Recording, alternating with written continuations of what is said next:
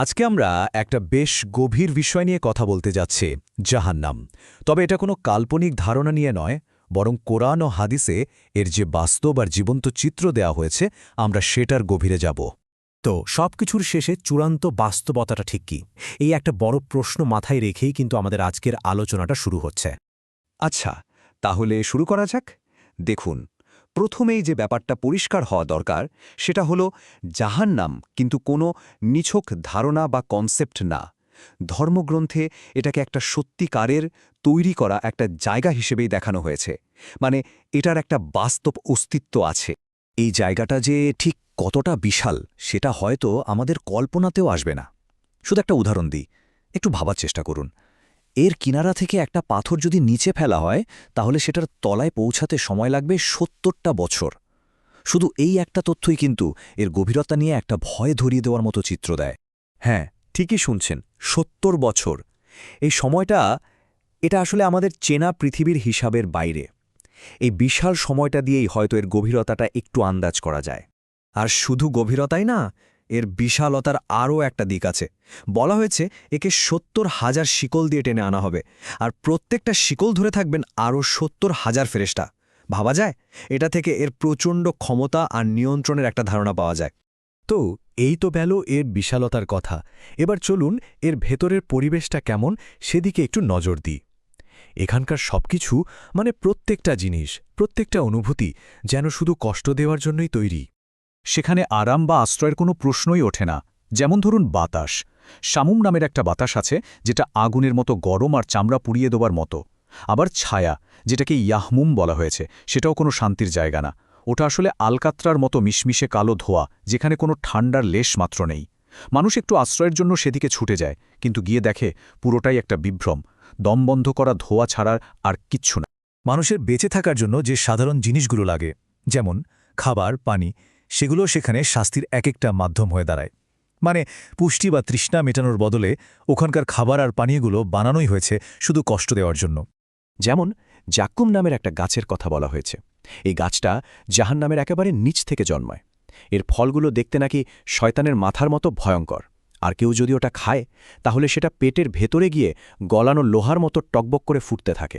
পুষ্টির যে ধারণা সেটাকে একেবারে উল্টে দেওয়া হয়েছে এখানে। আর এই কষ্টটা কিন্তু একবারের জন্য না, এটা একটা চক্রের মতো চলতেই থাকে, চলতেই থাকে। যখনই সেখানকার বাসিন্দাদের চামড়া আগুনে পুড়ে শেষ হয়ে যায়, সাথে সাথেই আবার নতুন চামড়া গজিয়ে ওঠে। কেন? যাতে তারা আবার নতুন করে সেই একই কষ্টের স্বাদ নিতে পারে। এই ধ্বংস আর নতুন করে তৈরি হওয়া চক্রটা আসলে কখনোই থামার নয়। শুধু পরিবেশই না, সেখানে আরও আছে ভয়ঙ্কর সব প্রাণী। ভাবুন তো, উটের মতো বিশাল বিশাল সাপ, যার একটা কামড়ের বিষের যন্ত্রণা নাকি ৪০ বছর ধরে থাকে। আবার খচ্চরের মতো বড় বড় বিচ্ছু, যাদের হুলগুলো সাংঘাতিক বিষে ভরা। এই যে এত শারীরিক কষ্ট, এর সাথে যোগ হয় আরও ভয়ঙ্কর একটা জিনিস, সেটা হলো মানসিক যন্ত্রণা, চূড়ান্ত হতাশা। আর সত্যি বলতে এই কষ্টটা হয়তো শারীরিক কষ্টের চেয়েও অনেক বেশি। একবার ভাবুন সেই দৃশ্যের কথা। পৃথিবীতে যারা বড় বড় নেতা ছিল, যাদের অনেক অনুসারী ছিল, সেই অনুসারীরা তাদের নেতাদের কাছে গিয়ে সাহায্যের জন্য কাঁদবে। তারা বলবে, আমরা তো তোমাদের কথাই শুনতাম, আজ কি এই আগুন থেকে আমাদের একটুও বাঁচাতে পারো না? কিন্তু সেই নেতারা কি উত্তর দেবে জানেন? তারা অসহায়ভাবে বলবে, আমরা তো সবাই একই আগুনের মধ্যে আছি। দুনিয়ার সব ক্ষমতা, সব সম্পর্ক, সব জোট সেদিন ভেঙে চুরমার হয়ে যাবে। কেউ কারো কোনো কাজেই আসবে না।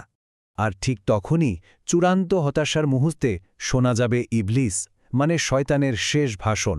সে তার অনুসারীদের দিকে ফিরে বলবে, আল্লাহ তোমাদেরকে সত্যের ওয়াদা দিয়েছিলেন, আর আমিও একটা ওয়াদা দিয়েছিলাম, কিন্তু আমি তো বিশ্বাসঘাতকতা করেছি, তাই এখন আমাকে দোষ দিয়ে লাভ নেই, দোষটা নিজেদেরকেই দাও। মানে চরম বিশ্বাসঘাতকতার সেই মুহূর্তে সব দায়ভার যে যার নিজের কাঁধে এসে পড়বে। সেখানকার বাসিন্দারা প্রথমে প্রহরীদের কাছে আকুতি জানাবে, তারপর সেখানকার প্রধান রক্ষক মালিকের কাছে যাবে, এমনকি শেষ পর্যন্ত আল্লাহর কাছেও মুক্তির জন্য আকুতি করবে। কিন্তু কোনো লাভ হবে না। বলা হয় ১০০০ বছর ধরে মিনতি করার পর তারা শুধু ধ্বংস হয়ে যেতে চাইবে, কিন্তু সেই আবেদনও ফিরিয়ে দেওয়া হবে। এটাই বোধহয় হতাশার একেবারে শেষ সীমানা। কিন্তু এই সব ভয়াবহ বিবরণের শেষে কিন্তু একটা আশার কথাও বলা আছে, একটা পথের কথাও বলা হয়েছে। তো চলুন এখন আমরা আলোচনার মোড়টা একটু ঘোরাই সতর্কতা থেকে মুক্তির পথের দিকে। তাহলে আসল সফলতা আসলে কি? জীবনের সত্যিকারের সফল কে? কোরআন খুব স্পষ্টভাবে এর উত্তর দিয়েছে। যে আগুন থেকে বেঁচে গেল আর জান্নাতে ঢুকতে পারল, সেই আসলে সফল হল। এটাই হলো সাফল্যের আসল সংজ্ঞা। এখন প্রশ্ন হল, এই আগুন থেকে বাঁচার উপায়টা কি? কোন জিনিসটা ঢাল হিসেবে কাজ করবে? মূলত 3টা ভিত্তির কথা বলা হয়েছে। প্রথমত, বিশুদ্ধ একেশ্বরবাদ, অর্থাৎ তাওহীদ, আল্লাহর সাথে কাউকে শরিক না করা। দ্বিতীয়ত, নবীর দেখানো পথে চলা, অর্থাৎ সুন্নাহকে আঁকড়ে ধরা। আর তৃতীয়ত, একাগ্রতার সাথে সালাত বা নামাজ কায়েম করা। এই মৌলিক বিশ্বাসগুলোর পাশাপাশি এমন কিছু কাজ বা আমলের কথাও বলা হয়েছে যেগুলো সরাসরি সুরক্ষা হিসাবে কাজ করতে পারে। এর মধ্যে খুব শক্তিশালী একটা আমল হল সাদাকাহ, মানে দান করা। একটা হাদিসে কি সুন্দর করে বলা হয়েছে, নিজেকে আগুন থেকে বাঁচাও, যদি তা একটা অর্ধেক খেজুর দিয়েও হয়।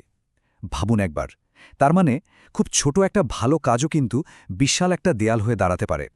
আর বিশ্বাসীর হাতে থাকা সবচেয়ে বড় অস্ত্রগুলোর একটা হল দোয়া, মানে প্রার্থনা। এটাই তো আল্লাহর সাথে সরাসরি কথা বলার মাধ্যম।